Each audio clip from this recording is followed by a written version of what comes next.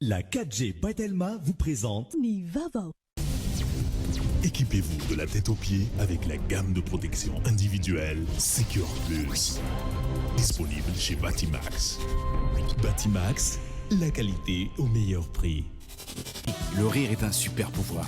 Voilà ce que la vache qui rit défend depuis 100 ans. La vache qui rit manulchanao Ni Vava.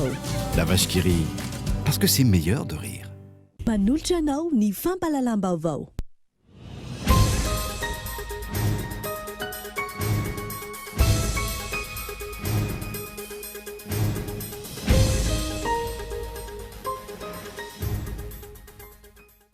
Mitohatra ny fitakiana ataon'ireo orinasa mpanao lalana misy 300 ny taona 2020 izay mbola tsy nandray ny tambombolan'izy ireo hatramin'ity androany ity.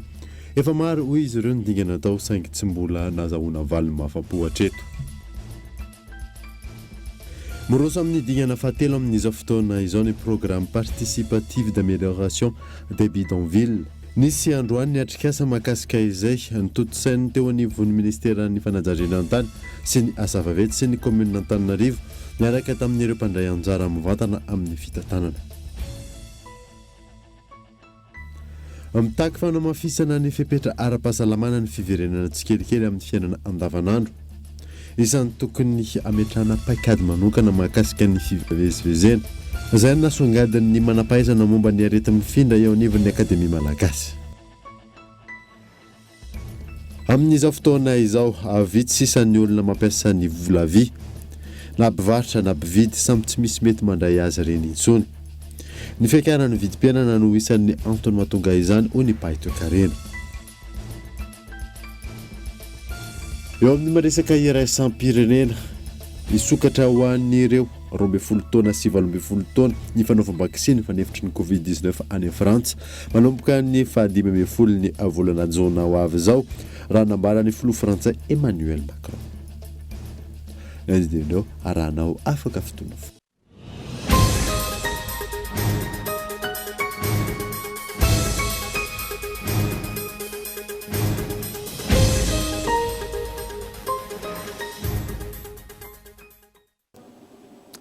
Finaritra tompilasy tompoko avy fotoana vaovao eto amin'ny Akolo TV ka manasana ary anaraka izany hatramin'ny farany.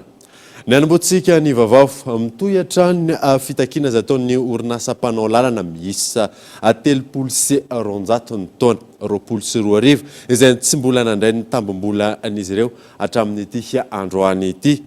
Efa maro hoy izy ireo ny dingana natao saingy tsy mbola nahazoana valy ny mahafapo hatreto. Ka itao Andretsilavo. Sy volana lasa zay hoy ireto orinasa mpikarakara sy mpikojakoja lalana ireto ny nanaovana fitakiana ny fandoavana ny volan'izy ireo saingy hatreto malotsy miova. Ny taona 2020 anefa nisy ny TEF na ny titre d'engagement financier nataony ny fanjakana tamin'ny asa natao. Hatramin'ny 31 décembre 2020 zany dia fantatray nefa fa misy TEF na titre d'engagement financier nataon'ny fanjakana amin'io asa io. Zany titre d'engagement financier zany dia mitentina 94 milliards d'ariary mahery. Nefa ny volanay zany amin'ny fond routier io dia manakaikaiky eo amin'ny 33 milliards d'ariary eo.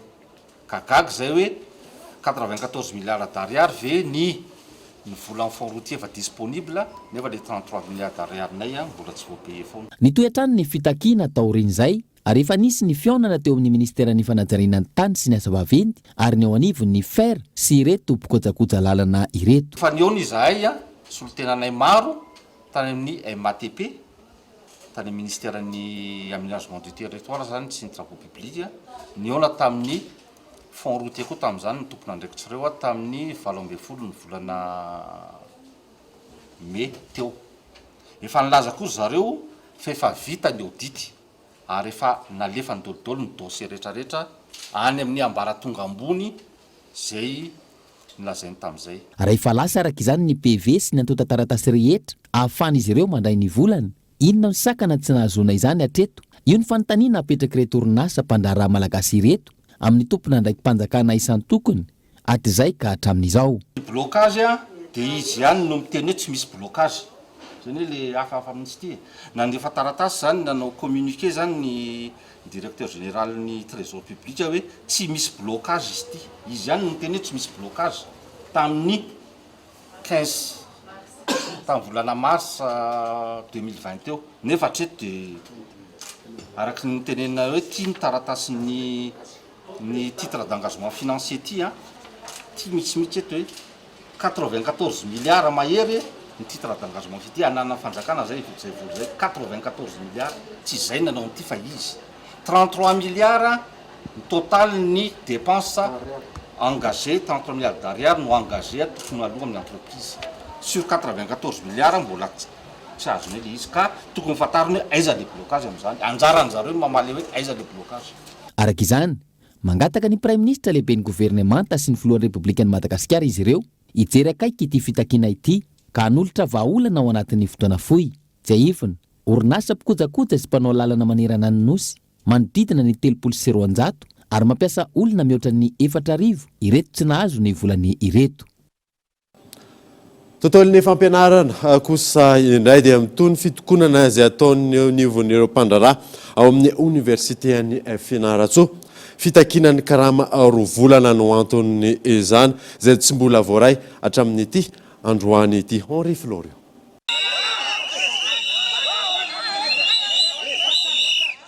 Miroso amin'ny dingana ambonimbony kokoa ny tolona fitakina izay ataon'ireo mpandraraha eo anivon'ny université any Fianarantsoa androany mahakasika ny fitakina ilay karama roa volana izay tsy mbola voarain'izy ireo. Ny tokona efa ho herinandro ireto mpandraraha ireto ary nampikaso tanteraka ny asa amandraraha. Efa nakaton'izy ireo tamin'ny alatsinainy lasa teo ny office du bac eny Ambalapes Fianarantsoa. Ankoatra efa nisy ihany ny dingana ho an'ireo antanantohatra izay nataon'ireto mpandraraha ireto tamin'ny mpitondra tao Fianarantsoa saingy tsy mbola nahitana mbokany hatreto raha ny fanazavana.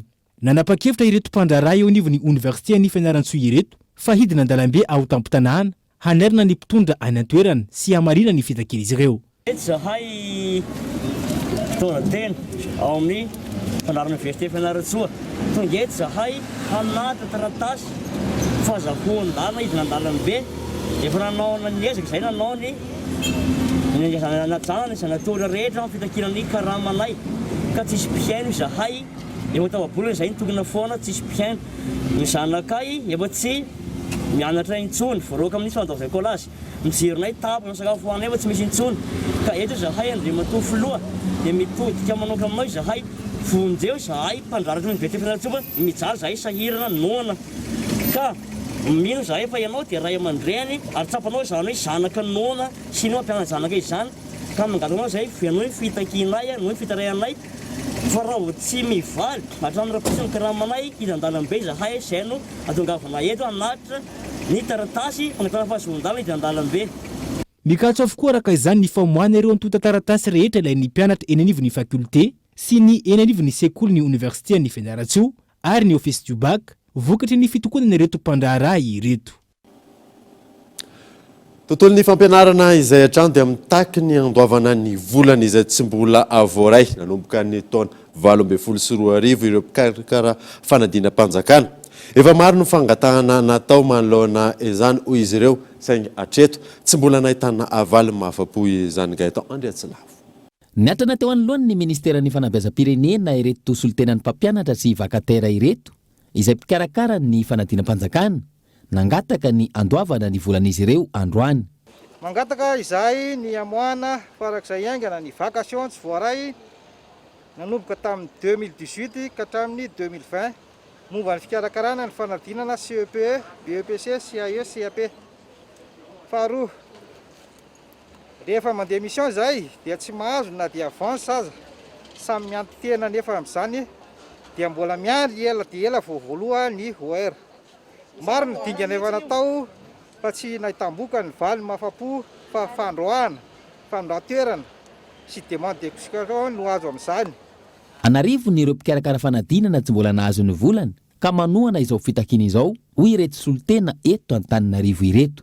Ao ny maramila, ao ny gendarme, ao ny polisy mbola ao anatiny karakaran'ity examen ity fa zahay ireo dia solitena fokany ihany. Misy ny vakateur tsotra izany hoe tsy mpiasa-mpanjakana izy ireo fa anisany tena mpikarakara ary ilaina tanteraka amin'izany fanomanana ny fanadinana izany. mialohan'ny atrehana ny fanadinam-panjakana voalohany amin'ity taona 2024 ity no tokony hamahana io olana io ho iatrano ireto mpampianatra sy vakatera nanao fitakina ireto izy ireo izay nanamafy ny fahavononany hiatrika sy amitany adidiny. Raha mba zavatra tokony mba ho tombontsoa ho azonay kosa noho ny vokatry ny asanay izay fangatahanay izay tsy hoe tsy hanao fanadinana fa tena vonona hanao fanadinana tsara amin'ny andavany sy amin'ny atsaka sy andavany fa izay kosa mba mangataka hoe mba omenanay ny zoanay aloha. Tsy vao voalohany nisy fitakina sy fangatana tahaka izao eto amintsika mialoha sy aoriny ny fanadinam-panjakana karakaraina. Antony lehibe mahatonga izany ny fikarakarana ireo atota taratasy isan-karazany mialohany ny andraisana ny vola ma asa-panjakana azy. Amahana ny olana nisy ny fanovana sy ny fanatsarana natao anafanganana ny fikarakarana ny atota taratasy amin'ireo andrim-panjakana isan-tokony ialana amin'ny tranga tahaka izao. Fanatsarana izay mbola tsy nahitana vokatra hatreto ka mahatonga ireo mpanao fitakina ametra-panontaniana amin'ny fomba fiasan'ny tompona andraikitra voakasika izany. Miroso amin'ny dingana fahatelo amin'izao fotoana izao ny programme participatif d'amélioration des bidonvilles. Nisy androany ny atrikasika mahakasika izay izay nitoditsainy teo anivon'ny ministera ny fanajariana an-tany sy ny asa vaventy sy ny commune Antananarivo niaraka tamin'ireo mpandray anjara mivantana amin'ny fitantanana miantarandriana evo. Miaina amin'ny toeram-ponenana tsy zarizarana antsoina hoe bidonville ny mandridina ny 900 mponina andrenivohitra aty Afrika araka ny antotanisana avoaka ny vondrona iray sampirenena ary ahina ho tafiakatra hatramin'ny 3 miliary ireo olona iaina anatin'izay ny taona 2024 raha toa ka tsy misy ny fandraisana andraikitra. Entina iadina amin'izany no nametrahana ny PPAB na ny programme participatif d'amélioration des bidonvilles lamnasa andraisan'ny anjara rehetra ho fanatsarana ireo tanàna tsy zarizary. Efa vita ny dingana na hafana namantatra ny Cyprien ny mikasika ireo toeram-ponenana tsy zarizary ho Antananarivo, Manakara ary Moramanga sy ny fametrahana paikady anatsaran'izany. Ankehitriny miditra amin'ny dingana fahatelo ny fandaharana asa. Dia ny akapobean'ny asa taona zany raha ho an'ny ministera nresahana dia mbola midirana Cyprien le paikady hoe inona marina zany ny tokony atao amin'ny fanatsarana ny toeram-ponenana tsy zarizary eto Antananarivo sy Madagasikara. Raha resaka communication nresahana, raha resaka fanamafisana ny lalàna sy ny fepetra rehetra tokony apetraka mba evitena n'le prolifération de bidonville, raha resaka fampidirana n'ireo singa manokana tahaka ny hoe fiatraikan'ny fiovaovan'ny toetrandro, ny fiatraikan'ny fifindramonina eo amin'izany toeram-ponenana tsy zarizary zany.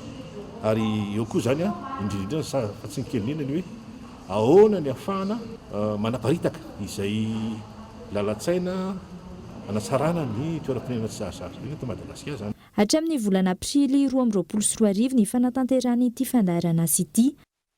Ho aneto Antananarivo izay isan'ny tarana ny asa, fokontany miisa 4 no isitraka voalohan'ny lamina sy ny fodrafitrasa samihafa, toa ny fokontany Manaritsoa Atsinanana, Manaritsoa Avoany, Manaritsoa Anatiazo ary Anatiazo Andavamamba. Ao anatin'ireny zany dia raha mandeha amin'ireny toeran'ireny tsika hitantsika ihany fa mandeha anaty fotaka feno fako miangona misy zavatra maro be. Ny mahafinaritra amin'ity asa anankiray PPAB 3 ity zany dia tsy misy afaka mifampijerijery tsony fa tena hiara-iasa tanteraka.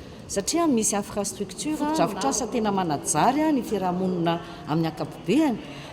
Misy fotodrafitrasa afaka miditra ny amin'ireny elakelan-trano ireny mihitsy zany le izy fa tsy hoe amin'ilay lalam-be ireny ihany fotsiny. Misy fotodrafitrasa koa ohatran'ny hoe fandrenana trano mihitsy ny amin'ireo toeran'ireo ho an'ny vahoaka mba ahafahan'ny rehetra miaraka misalaha ahafahana miona ao anatin'izay zany no andraisana hoe hita amin'ireo toerana efatra zao ohatra hoe tsy misy biraopokotany. Hita amin'ireo toerana ireo ihany koa zany hoe sarotra be ny andehanana amin'ny CSP2 lavitra be dia misy an'itony atao hoe santé de proximité izay efa taony ny commune Antananarivo ankehitriny midina any anaty fokontany ny dokotera manao fitsaboana izay ananana afaka apetraka ao anatin'io trano io zany raha amin'ireo fokontany anankefatra ireo. Iaraha amin'salah ny fanatanterahana ny asa maro ny fanazavana. Ny tena zava-dehibe nefa dia izao misy amin'ilay atao hoe fonds géré par la communauté izay rahana miasa miaraka amin'ny RF2 zany. Ny RF2 dia efa hitantsika hatramin'izao zany hoe inona moa zany ny asan'ny RF2 manampy antsika manadio manao ny assainissement ny anaty tanàna.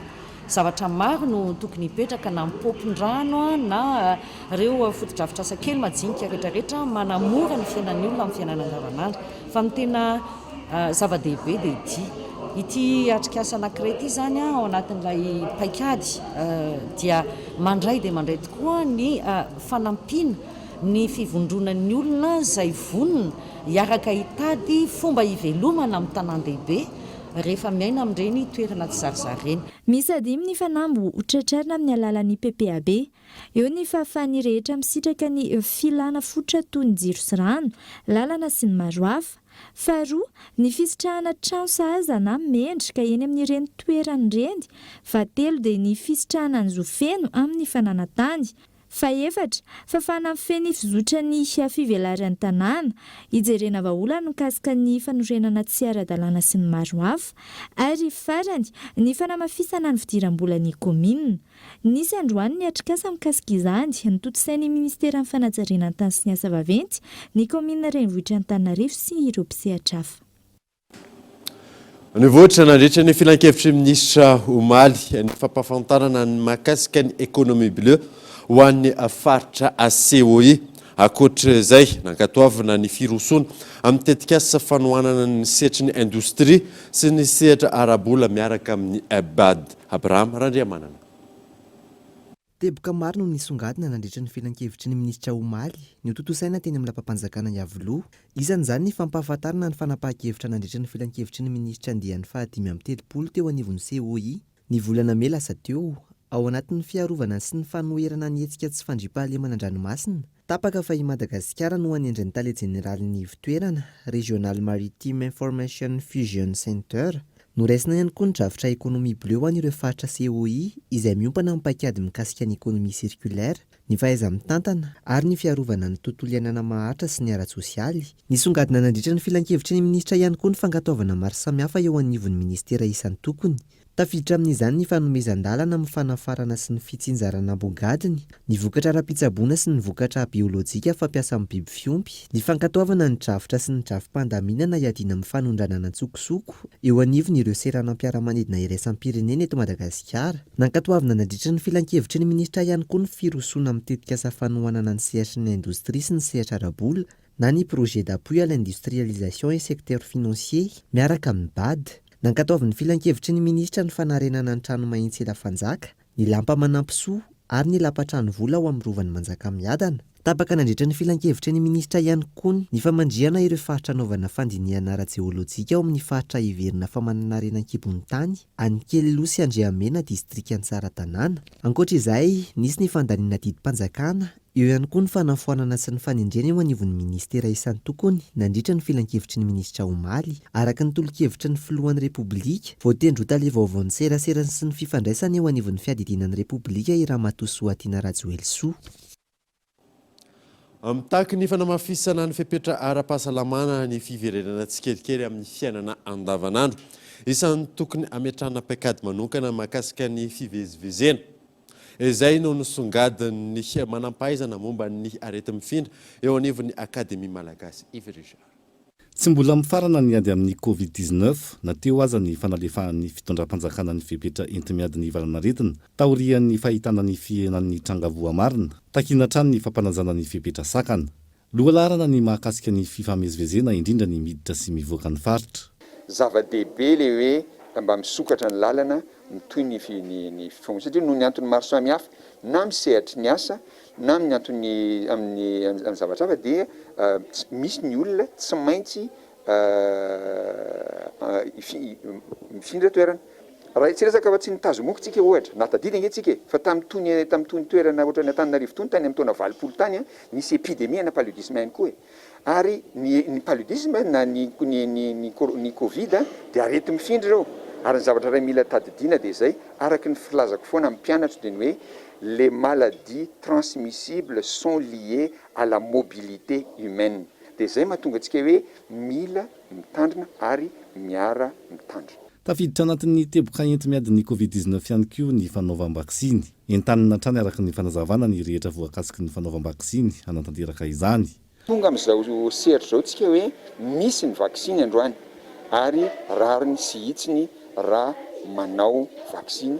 Izay olona tafiditra ao anatin'le sokady sy taona tsaroko tsara fa rehefa miala tany amin'ny EPP hiakatra tany amin'ny collège dia mbola nandeha nanao vaksiny aloha ary tsy afaka nakany amin'ilay collège raha tsy vita ny vaksiny. Teny amin'ny université dia misy ny fotoana fanaovana vaksiny alohan'ny fotoam-panadinana ary izay tsy vita vaksiny dia tsy afaka nanatrika ny fanadinana. Ny fehiny angamba dia hoe ny vaksiny dia tafiditra amin'ny ady amin'ny arety mifindra amin'ny ankapobeny-javatra ary tafiditra amin'ny ady amin'ity coronavirus ity. Tokony hamafisina hatrany ny fanazavana misimisy kokoa ny vaksiny ho famporisihana ny mponina. Ilaina ihany koa ny fanitarana ny sokajy sy salantaonan'ny mponina naovam-vaksiny hivoahana haingana anatin'ny krizy ara-pahasalamana tafiditra anatin'ny ady iombonana maneran-tany ity. Misa 7 ny tranga vaovao 4 namon'ny ary 17 ny sitrana soamantsara raha mitatitra makasika ny vaninaretina COVID-19 teto Madagasikara tamin'ity androany ity Sabrina Ararson.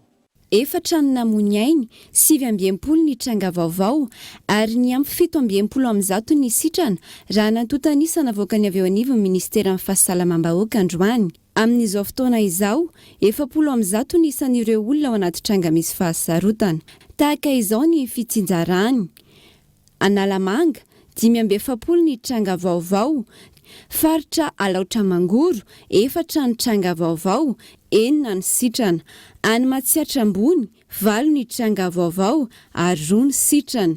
Boeny 1 ny sitrana ary 4 ny tranga vaovao.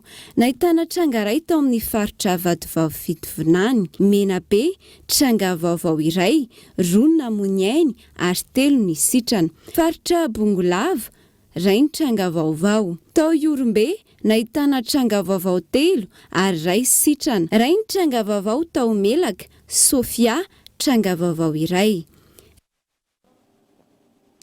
Tontolon'ny fitaterana kosa indray dia vitsy ny famandrian'ny toerana ho an'ireo mpandeha hiazo ny faritra amin'izao ray andro tsy iverenan'ny fitaterana amin'ny zotra nasionaly sy rezionaly izao. Tsy mbola mahafeno fiara iray ny ankamaroan'ny kooperativa raha fanazavana azo.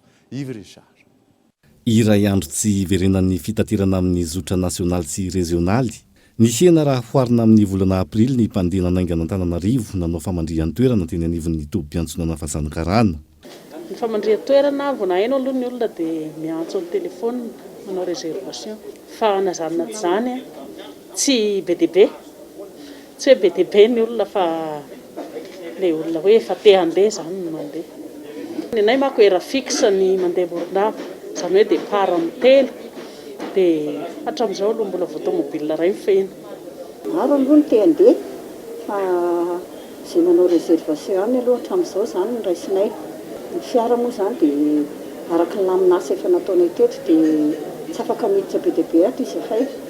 Mandeha tsikelikely miditra ato dia hatramin'izao aloha mbola fiara iray ihany no fehina hatramin'izao. Raha ny fanotofana ny fanaovana famandrian'ny toerana ho an'ny kooperativa ampitaterana mianzo an'ny Mahatsanga sy Toamasina mitoby etsy-Andota-penaka indrindra anatin'ny fotoana manokana toy izao. Nahitana fidinana ihany koa ny tahan'ny olona tonga nanao famandrian'ny toerana. Hatreto moa zany ny nanao réservation nanomboka omaly ny RN4 makany Mazingany no ahitantsika 12, ny RN5 feno Arivo Est anankiroa, RN6 Antsoy anankiray. Ny RN2 zany aloha hatreto mbola tsy nahitantsika olona nanao réservation. Tena betsaka mihitsy ny olona talohan'le hoe fikatoanana iny tena niazakazaka ny olona hoe hanao réservation tamin'ity vitsy. Raha ny fampanazana ny fepetra ara-pahasalamana samy nilazany efa vonina ny tobi-piantsonana isan'ny nametrahana fandaminana manokana ny ora fiaingana hisoroana ny fitangoronana. Ny marainy amin'ny 10 ora dia efa mivony tobi-piantsonana fa mameno avy hatrany ary miditra ato anatin'ny tobi-piantsonana 2 isaky ny birao isaky ny akisa no mipetraka ary Fianaratsoa, Ambositra, Fandrina izay aloha no mandeha miditra ato. Vita izay amin'ny folora. Amin'ny folora sasany amin'ny 1 ndray mameno ndray ny Sud-Est, mandeha ny Tiliara, mandeha ny Fort Dauphin moa zany ato aminay dia ny talata alakamisy sabotsy any mandeha ny Fort Dauphin mandeha ny Tiliara ary mandeha ny atsimo andrefa Madagasikara miany Vasy sy Morondava dia miverina indray rehefa tonga ny amin'ny telo falasa reny miverina indray Fianaratsoa Ambositra ary Fandrina. Raha ampitso no hanomboka hiverina ny fitaterana amin'ny zotra regionaly sy nasionaly saika manerana ny nosy taorian'ny fikatonana ny fahaenina ny volana aprily.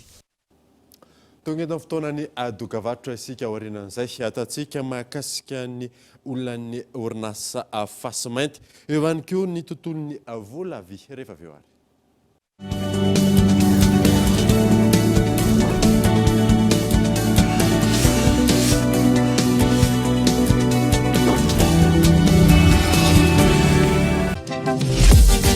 Papote à mini prix avec tes potes et ta famille. Avec Mouratim, toute la journée, tu as 60 minutes et ou 60 SMS et ou 60 mégas pour 1000 arrières vers tes 3 numéros Friends and Family. Tape le dièse 322 étoile 26 dièse.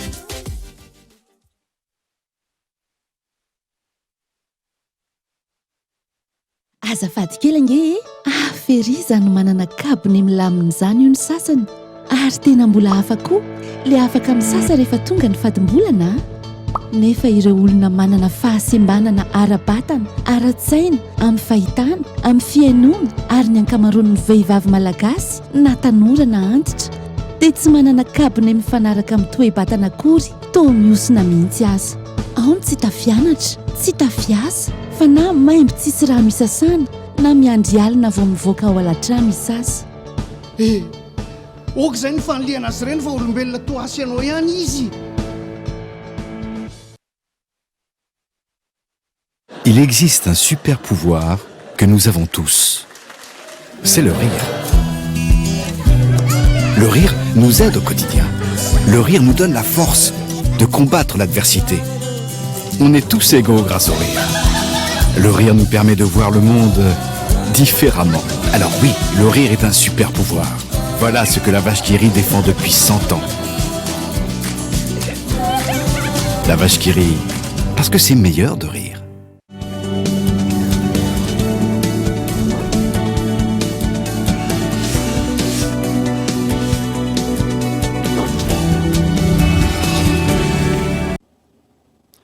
Miditra ny tapany faharoan'ny vaovao isika.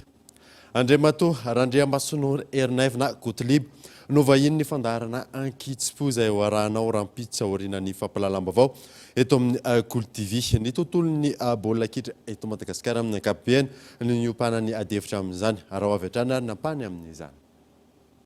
Aiza ho aiza mety hoe raha ny baren'i Madagasikara teo aloha 10 andro mialohan'ny hiatrehana fifaninanana vao misy ny fampifondronana amin'ny indray mitoroka ty misy ny fampifondronana amin'izao volana jona izao inoko sy antenana fa mety hisy ihany koa anderina kilao mety na mazava-dehibe zay ho an'ny mpilalao ho an'ny mpanazatra vaovao amin'izay regroupement le fampifondronana ilaina foana fantatritsika tsara fa itsika Madagasikara efa miteny foana fa baolina kitra tsika mbola kely ohatran'io raha mihoatra amin'ny continent africaine sy mihoatra amin'izao tontolo izao fa saingy efa nanomboka miratra hita ny antony dia izao manana le talentsika manana bandy mahay baolina tsika manana ny toe-tsaina hoentina miady tsika rehefa tena miady fa tsy mbola tonga teo amin'ilay fotoana anaovana ady maro samy hafa tsika ny antony izay vola ny antony izay satria aty Afrika manahirana ny fifandraisana eo amin'ny ekipa pirenena ny fédération comité exécutif président fédération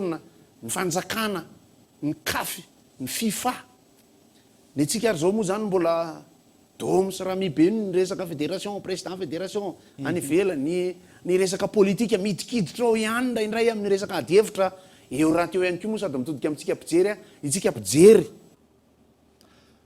Zay makasika an'iny fa tompona ndraikitra amin'ny fahavoazan'ny mponina manodidina ny orinasa mpitrandraka Fasemainty ny QMM ho ny Cradoi ka tokony andray an-tanana ny fanarenana rehetra mahakasika izany. Ny Cradoi izay nandefa taratasy mivantana any amin'ny filohan'ny Repoblikan'i Madagasikara gato Andriatsilavo.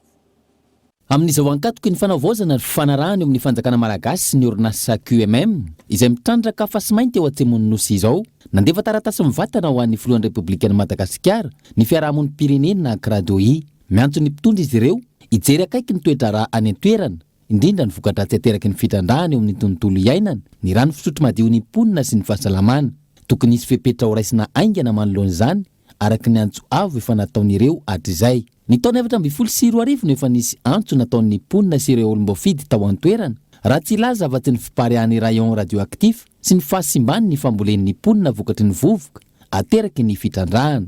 Tsy nahitana vokatra intsony ny akondro sy ireo voankazo hafa toy ny cœur de bœuf. Fanampin'izay hoy izy ireo misy ny fidirana amin'ilay antsoina hoe zone tampon izay manimba ny rano fampiasan'ny mponina araka ny fanadihadiana nataon'ny orinasa Rio Tinto andaniny sy ny ONG iray manampahaizana manokana amin'izany ankilany. Ny volana martsa 2024 nisy ny tatitra navoakan'ny Rio Tinto QMM mahakasika ny fitatanana ny rano mivoaka ny orinasa izay manamaivana ny voka-dratsy ateraka izany amin'ny mponina manodidina hoy hatrany ny Kradoi. Araka izany tokony ho jerena akaiky ny fahasalaman'ny mponina mampiasa io rano eo araka ny fanadidinana natao sy ny fidinana ifotony tao ihanan-drano sy ampasy. Ny volana aogositra 2024 maro ireo ankizy nahitana fahasembanana.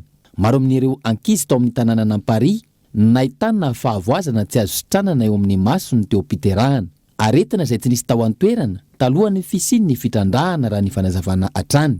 Manoloany ireo rehetra ireo mangataka ny mpitondra fanjakana handray fepetra entitra ny fiarahamon'ny pirenena ka handray ny orinasa ho tompon'antoka ary koa tompon'andraikitra amin'ny fanarenana ireo fahavoazana ireo. Mangataka ihany koa izy ireo ny anafoanana ny fikasana hitrandraka fasika ao Toliary faharoa.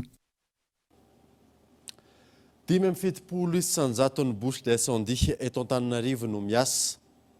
Manao antsoavo amin'ireo mbola mitazona izany ny avy eo anivon'ny sampana ampamonjy. Misy ihany koa ny olana amin'ny tsy fampin'ny fitaovana ka nitoloran'ny masivoan'ny Frantsa eto Madagasikara fitaovana izy ireo. Michela Renardson. Miisa 570 ireo bouches d'incendie eto Antananarivo hatramin'ny androany. 570 amin'izany no fantatra fa miasa ara-dalàna. Manao antso an'ireo izay mbola mitazona izany mba hampilaza ny avy eo anivon'ny sampana mpamonjy. Miantso ihany koa amin'ny fitandremana rehetra hisorohana ny afo mety hampidi-doza. Vatsika vahoaka ny bouches d'incendie ary isika vahoaka no matianto vomafy rehefa ohatra ka fihin'olona anankiray ataony haingony tanàna iny ilay bouche d'incendie ka avelako ianao no mamaly azy zany tokony tonga amin'izay ve tsika voaresy laty hatrany ireo olona mbola manana an'izany mba hiantso ny mpamonjy vola raha ohatra ka mbola tsy ao anatin'ireo 570 ny azy mba hiteny fa mahasoa antsika rehetra tokoa ny fampiasana ny bouche d'incendie rehefa tonga ny fotoana ilana azy. Etsy ankilany ankoatry ny olana tsy fahampin'ny fitaovana, isan'ny olana sedrain'ny sampana mpamonjy voina eto an-drenivohitra ihany koa ny tsy fahafahan'izy ireo misehaka ny faritra rehetra noho ny tsy fahampin'ny isany. Teny moa ny milaza hoe raha ny isantsika eto Antananarivo telo tapitisa ny isan'ny mpamonjy voina 200 angamba ny isika rehetra dia afaka mamaly. Tsy ampy zany raha oharina amin'ny tanàna sasany tapitisa ny olona ao aminy 7,000 isan'ny mpamonjy voina miasa ao amin'ny toerana. Nisy ny fifanaovan'ny ny mpiara-miasa teo amin'ny sampana mpamonjy voina sy ny masiovon'ny Frantsa eto Madagasikara. Ireto fariny izay nanolotra fitaovana ahafahan'izy ireo miasa. Amin'izao fotoana izao vitsisany olona mampiasa ny vola vy na mpivarotra na mpividy samy tsy misy mety mandray azy ireny. Ny fiakaran'ny vidim-piainana no isan'ny antony mahatonga izany hoy ny mpahay toekarena. Sabrina Arson. Anisan'ny nampanontany tena ny ankabeazan'ny olona ny antony tsy andraisan'ireo mpivarotra ny vola vy intsony, indrindra fa ny 10. Maro anefa no mbola manana azy ireny ankehitriny ka tsy afaka mampiasa azy intsony, indrindra ny eto Antananarivo renivohitra. Ao ireo milaza fa amidy eny mpividy vy sisa no an'ny vahaolana. Mpivarotra zao ny tsy andraisanay an'le 10 eo amin'le majinika aloha voalohany indrindra. Moa ny 10 zany tsy dia misy lanja firy amin'le resaka tsena no tsy mandeha mihitsy satria nenay zao mibomboana mivarotra 300 ary 100 ny singany anankiray dia tsy zavatra azo ny 10 tsony zany na eraky ny tsena ary 100 ny farany ambany. Rehefa mividy entana koa ianao dia ohatr'izay raha ohatra ny 10 sy 900 ny tokony vola alohanao dia ianao mameno azy 700 sy 10 fa ny 10 tsy isy tsony.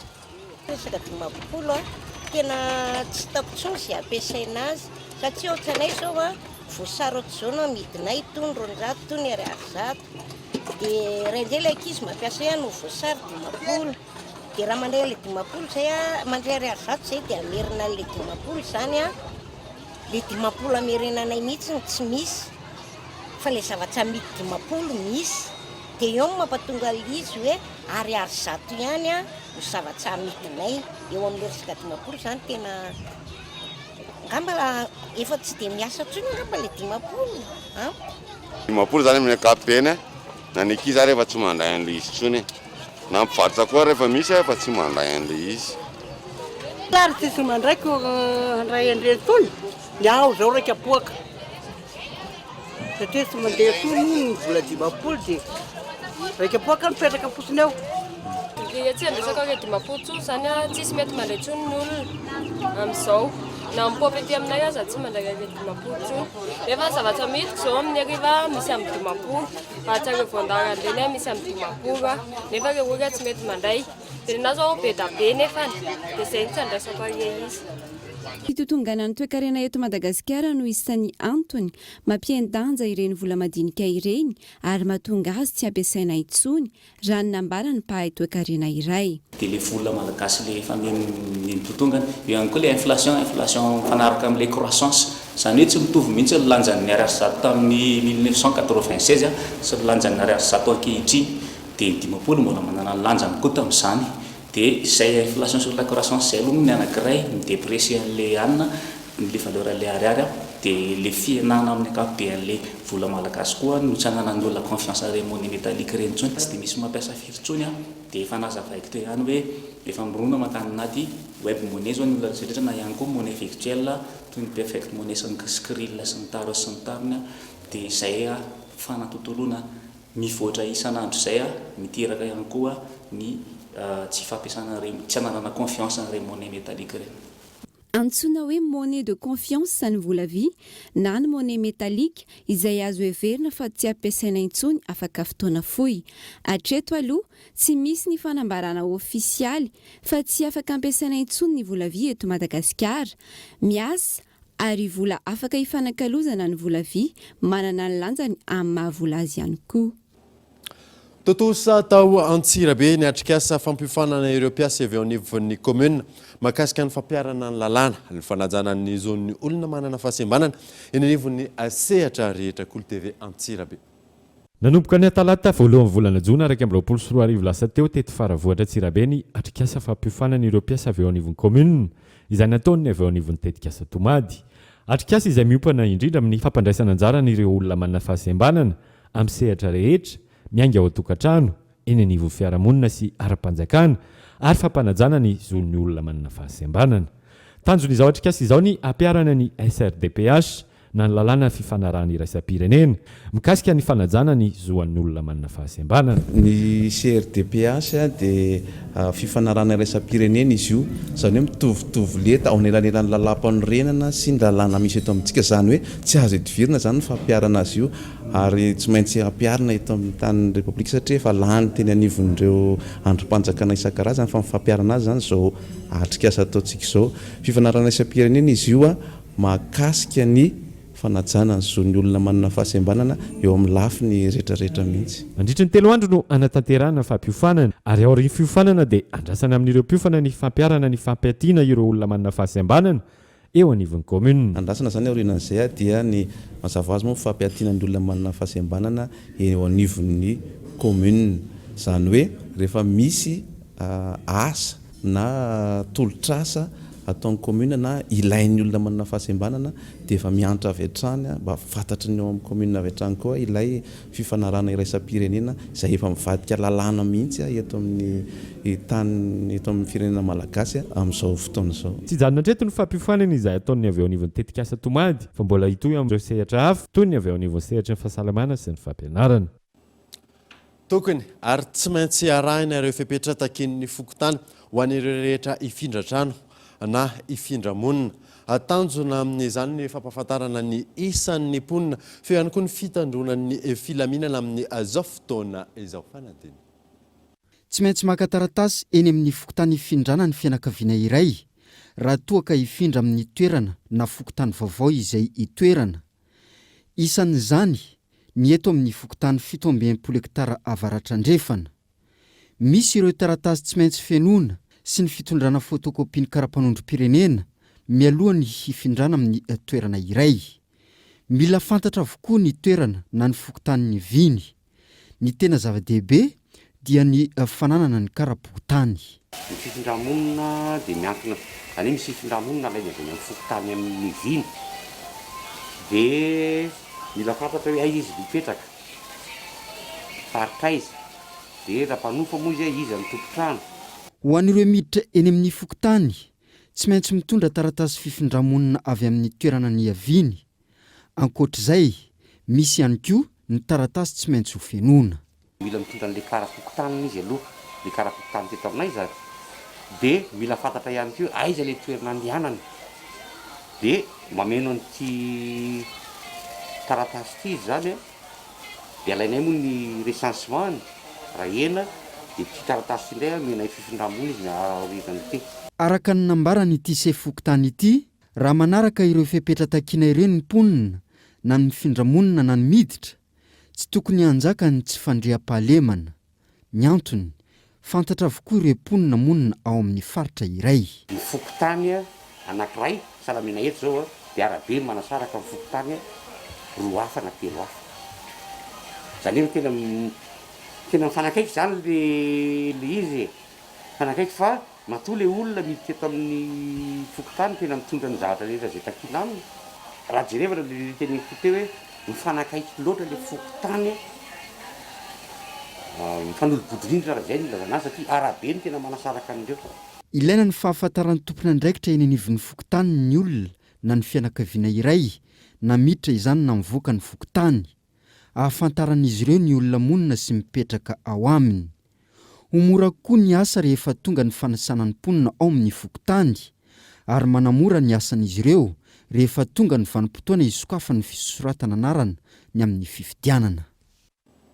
Maresaka iraisam-pirenena isokatra ho an'ny ireo 12 taona sy 17 taona ny fanaovana vaksiny fanefitry ny Covid-19 any Frantsa manomboka ny 15 ny volana Jona ho avy izao, raha nambaran'ny folo frantsay Emmanuel Macron. Fanantina annonce que les adolescents vont pouvoir recevoir une première dose de vaccin. Manomboka ny 15 Jona ho avy izao, afaka misitraka ny vaksiny fanefitry ny Covid-19 ireo ankizy 12 taona sy ireo 17 taona ny Frantsa. Raha ny fanambarana nataon'ny filoha frantsay Emmanuel Macron omaly, nanamafy ny tompon'andraikitra fa miankina amin'ny safidy ny tsirairay ny fanatanterahana ny vaksiny ary ilaina fahazon-dalana avy amin'ny ray aman-dreny izany ho an'ireo ankizy. Tanjona ny fampivelarana sy ny fampiroboroboana ny fanaovam-baksiny, eo ihany koa ny fiarovana ireo marehefa ara-pahasalamana ny Frantsa. Raha ny fampitam-baovao, vinanapetraka ny fitondram-panjakana ny antoerana ny fanatanterahana ny fanaovam-baksiny amin'ny mponina miisa 30 tapitrisa mialoha ny vanim-potoana ny fialan'ny sasatra. Avant l'été, la barre des 30 millions de Français vaccinés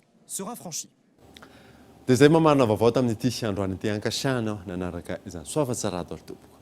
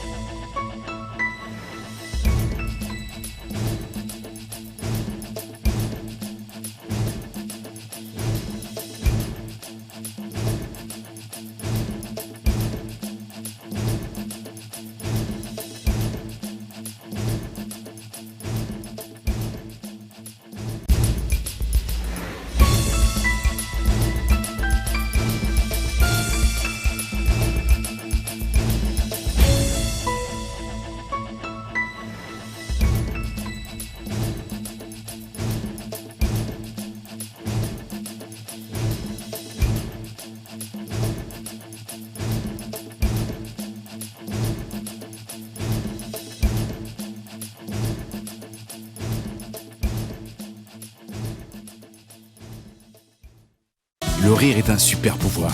Voilà ce que la vache qui rit défend depuis 100 ans. La vache qui rit, parce que c'est meilleur de rire. Équipez-vous de la tête aux pieds avec la gamme de protection individuelle Secure Plus. Disponible chez Batimax. Batimax, la qualité au meilleur prix. La 4G by Telma vous a présenté Ni Vavo.